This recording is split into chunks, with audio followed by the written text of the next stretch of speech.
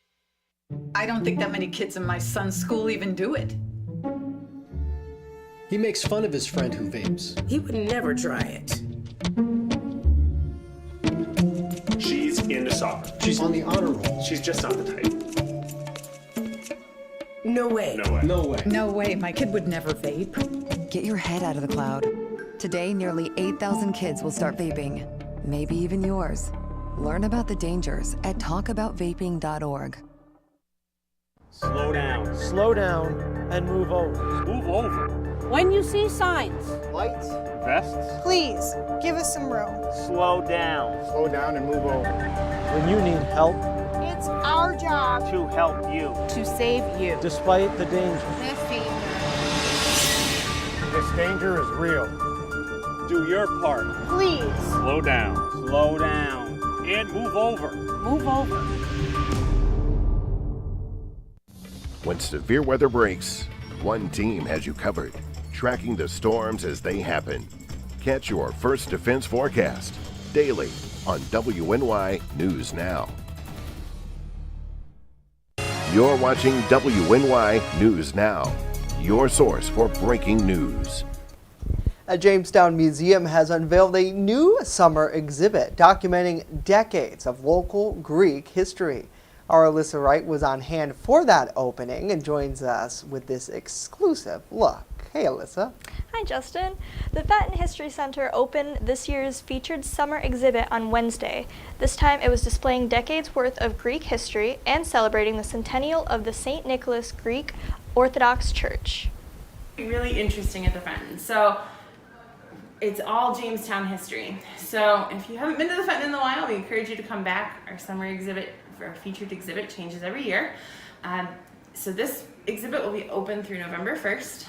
The church has a very rich history, some of which was just recently discovered to be documented. One of the really cool things we found was pictures of the fires that took place at the church. So if you're familiar with the Greek Orthodox Church, now it's a round building, very distinct, but originally it was a small rectangular building. The original church is still there. The history books all said, oh, well, after the second fire, we built the new church. And we were able to find the date for the fires and actually find the newspaper articles with pictures from the fires. These articles and pictures have been made into part of the exhibit, along with many other photographs and artifacts dating back to the last 100 years. The big celebration in September, and as part of the whole celebration, an exhibit covering the history of the Greeks in Jamestown, the church itself, and how the community grew from the church. Those interested are invited to come view the exhibit at the Fenton History Center. Museum staff explain that the Fenton is constantly being updated and there's always something new to learn. Yeah, that is so cool. Thank you so much for sharing that with us. And to see that you have 100 years of history of such a specific group here in Jamestown. I imagine there's probably so many stories out there like that for many different people and things like that. And for the Fenton to take that time and go through and put that exhibit on, as just a history lover myself, it's really awesome to see come together. One of the things I did question about that, so the church, where they had that fire that you mentioned, it's still on the same site that it is today, it sounds like.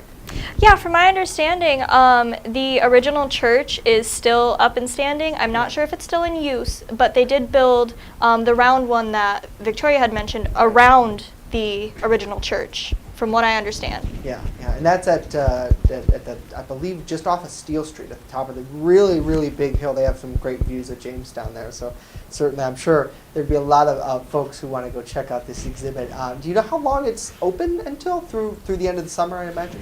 Yeah, so this particular exhibit will be open through November 1st, so that gives everyone who wants to go see a ton of time to go check it out. It was very cool. I'm very happy to be able to have seen that. Yeah, absolutely. And we thank you for the Fenton for inviting us down to that, Alyssa. Thank you.